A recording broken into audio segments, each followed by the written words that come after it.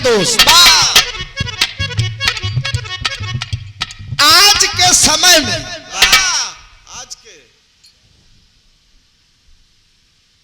आज के समय में पति और पत्नी के बीच में घनिष्ठ प्रेम होना अति आवश्यक है। बिन घरनी घर भूत के डेरा, बिना मेहरारू घरे भूत के डेरा होते।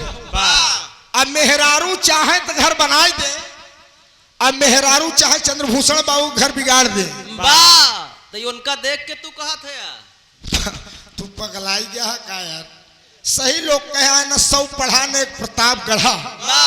ए प्रतापगढ़ कहन राजा भैया पड़ोसन कर घर बा ता मास्टर साहब, लेकिन इनका ही नहीं मालूम बा हम लोग प्रयागराज के ही ये माँ घावत पर ढेर जन चंदन लगा के भेजब।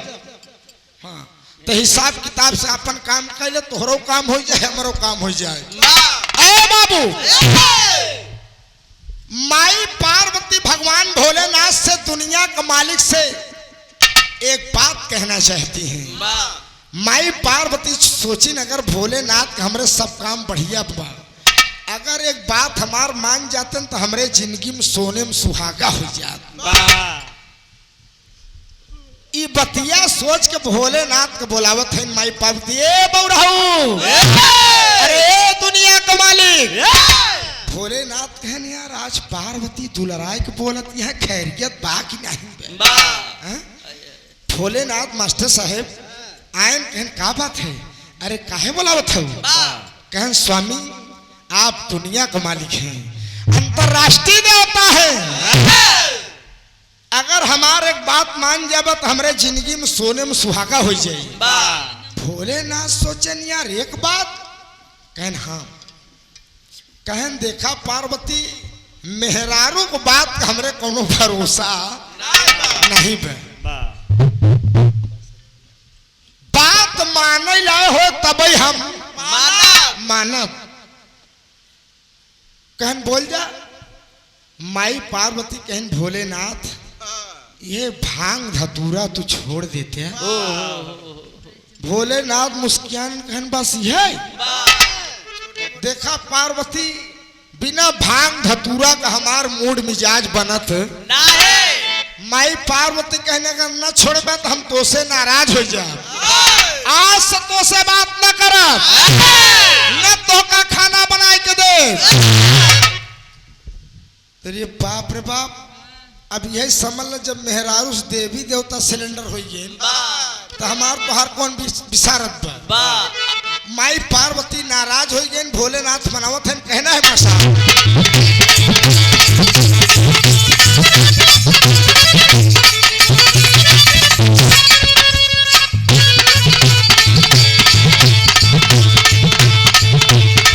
काहे पाड़ू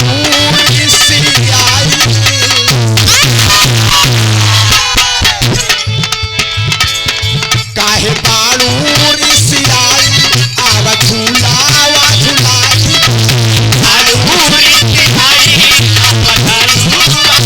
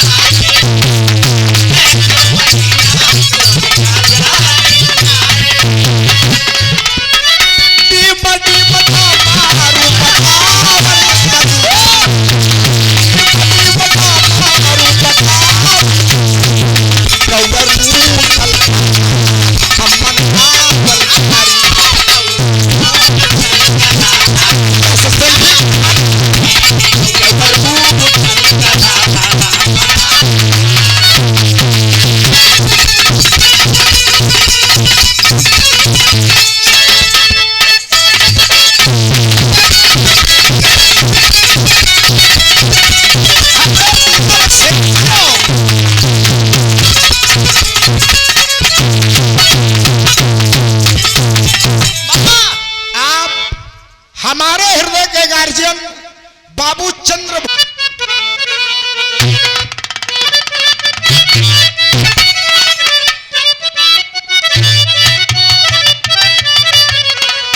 तरजिया लगत तो हमारे उस्ताद विरहा सम्राट स्वर्गीय महरूम जनाब हैदरली गुरु जी अपने जवानी में गाँव मास्टर। अरे जब से गवाना वाके आज देखवारी भाई बाबू हरे खुदे कहें दुल्हनिया के सिंगार दानी मोबाइल दे दे बच्चा से बात कर कभो कभो बाबा हरे। हाँ कभो कभो बाबा हरे बतलाई मार गया बा तुहार दिमाग न काम करी। मेरे दोस्त का करस लड़का शिक्षित पढ़ा लिखा तैयारी करत बा तो हिसाब समय निकारी जवन शुद्ध प्लस खाए दिन में टहरत है गाँव में 24 घंटा में 18 घंटा लपटिया नहाए हुई। अब बोलत बोलत कुछ अंड बंड हो गया कहन रे यार बच्चा गड़बड़ बोल दे शादी गड़बड़ाई चाहती है। पहले मास्टर साहब गाँव ने डेट धराई जाए तो लड़की अगर मोटान उठान रहे दुबराए शुरू कर दे यहाँ रे बाप रे बाप हमार सास कैसे हो हमार ससुर कैसे हो हमार घर परिवार कैसे हो चिंता रहा चिंता सब खत्म हो गई कहना है मार साहब